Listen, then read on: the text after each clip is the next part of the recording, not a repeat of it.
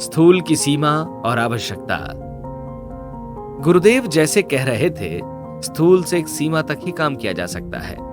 वे कितने ही महान और विराट हों, उनसे दिव्य प्रयोजन सिद्ध नहीं होते।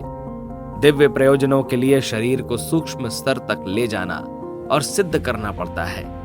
कठोर तपश्चर्या का उद्देश्य शरीर को सूक्ष्म स्तर तक ले जाना ही है। अव्यक्त रूप से ही प्रश्न उठा, स्थूल शरीर की विशेष उपयोगिता नहीं है तो इस शरीर को बचाए क्यों रखा जाए? सीधे सूक्ष्म में ही विलय क्यों नहीं कर दिया जाए? इस प्रश्न का समाधान भी जैसे हृदय प्रदेश से ही आया। स्थूल शरीर का भी अपना महत्व है। यह ठीक है कि स्थूल शरीर की बहुत सी शक्ति तो शरीर की आवश्यकताएं जुटाने में ही लग जाती हैं। रोग, बीमारी, दुर्बलता और एक अवस्था के बाद आने वाली जरा शरीर को ज्यादा काम नहीं करने देती। शरीर की अधिकांश ऊर्जा इसे संभालने और चलाने में ही खर्च हो जाती है। फिर भी उसका उपयोग है। दिखाई देने वाले काम इस स्थूल शरीर से ही पूरे होते हैं। लोगों से मिलना जुलना, अभीष्ट बदलाव लाना और इस संसार में आदान प्रदान को गति देना स्थूल शरीर से ही संभव है। भगवान को भी जब अपनी लीलाओं का आनंद लेना होता है तो वे तन्मात्राओं से ही अपने स्थूल शरीर की रचना करते हैं।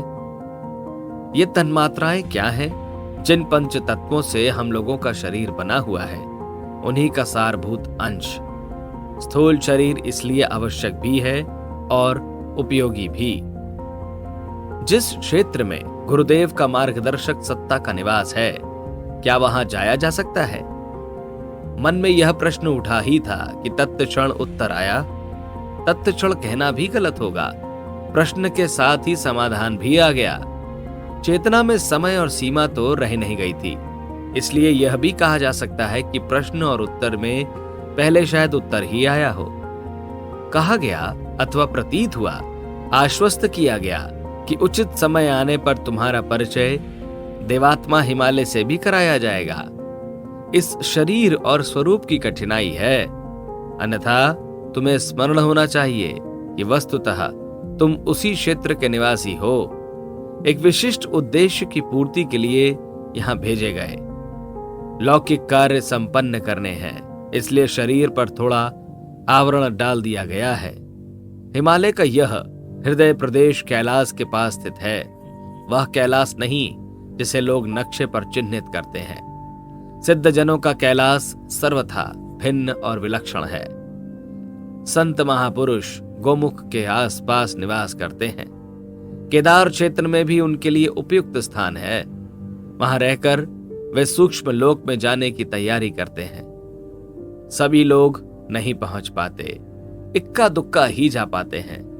गीता के इस वचन की तरह कि हजारों मनुष्यों में कोई एक ही उसकी प्राप्ति के लिए यत्न करता है। उन यत्न करने वालों में भी कोई एक ही उपलब्ध हो पाता है। हिमालय का हृदय अध्यात्म चेतना के ध्रुव केंद्र तक पहुंचने के बारे में भी यही समझना चाहिए। दिया गया साधना क्रम ठीक से चलने के बाद तुम्हें वहां बुलाया जाएगा। 4 दिन की अवधि के लिए वहां रहना होगा। हम मार्गदर्शक सत्ता के रूप में साथ रहेंगे। सूक्ष्म शरीर धारण करने और उससे कहीं भी गति करने, प्रवेश पाने में कोई कठिनाई नहीं होगी। वैसी सुविधा व्यवस्था बना दी जाएगी। प्रथम प्रयास के बाद तुम्हें अनुभव होगा कि अस्तित्व का सूक्ष्म रूप कितना समर्थ और सक्षम है। दोनों शरीरों का सत्ता में दोनों रूपों का अनुभव करने के बाद तुम्हें आसानी रहेगी। समझ सकोगे कि ऋषिगण अपने संकल्पों को कैसे पूरा करते हैं।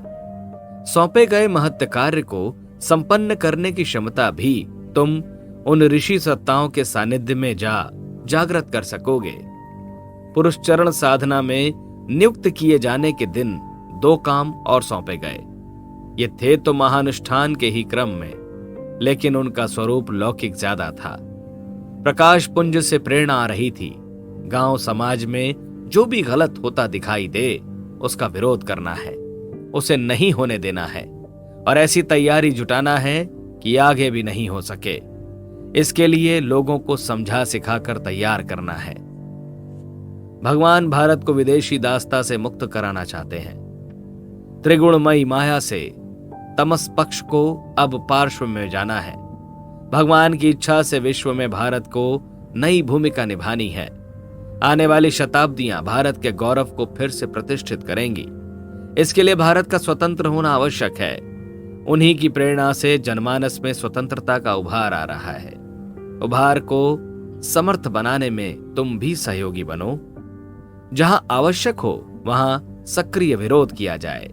साधारण स्थितियों में लोगों को तैयार करने के लिए वाणी और लेखनी का सहारा लिया जाए। भगवान का संदेश पहुंचाने के लिए और भी उपाय हो सकते हैं, उन सबको अपनाया जाए। यह प्रेरणा उभरते समय मन में अन्यथा विचार भी सिर उठाते थे। देश में 30-32 करोड़ लोग रहते हैं। उन सबको समझाने सिखाने में कितना समय लगेगा? हम अकेले के बूते संभव होगा क्या? अकेले क्या कर सकेंगे? कितने ही समर्थ और शक्तिशाली हो जाएं, लेकिन करोड़ों लोगों को जगाने का काम अकेले ही करना है। और भगवान की ही इच्छा है तो वे लोगों के मन में वैसी प्रेरणा अपने आप क्यों नहीं जगाते? विचार प्रवाह आगे बढ़ता कि दिव्य प्रेरणा ने उसे रोका। प्रतिविचार आने लगे। सांस लेने और चलने की तरह भगवान बंधन मुक्ति की प्रेरणा भी अपने आप उभार सकते हैं, लेकिन उनकी योजना मनुष्य को पुरुषार्थी बनाने की है। जो धर्म युद्ध अगले दिनों लड़ा जाना है, उसमें सभी को भागीदार बनना है। जरूरी नहीं कि सभी लोग महायोद्धा हों। रीछ, वानरों और गिलहरी जैसे क्षुद्र कहे जाने वाले प्राणियों को भी हिस्सा लेना है। छोटी बड़ी, अच्छी बुरी और पक्ष विपक्ष की सभी भूमिकाएं निश्चित की जा चुकी हैं। जय पराजय भी निश्चित हो गई। तुम्हें लोगों तक सिर्फ संदेश पहुंचाना है। यह मत सोचो कि अकेले क्या कर पाओगे। संगी साथियों का एक विशाल समुदाय तुम्हारी प्रतीक्षा करता हुआ दिखाई देगा। समय के साथ वह फैलता जाएगा। तुम्हें उनका मार्गदर्शन करना है। स्वतंत्रता आंदोलन में भागीदारी और लोक शिक्षण की योजना ने जैसे अंतिम रूप ग्रहण कर लिया। विचार और संकल्प विकल्प के साथ ध्यान और सन्निधि का प्रवाह पूरी अवधि में ही बहता रहा। चित्त कभी सविता देवता के ध्यान में डूब जाता, कभी लगता कि उनके तेज में अपना आपा खो गया है। सब कुछ जलकर भस्म हो गया है।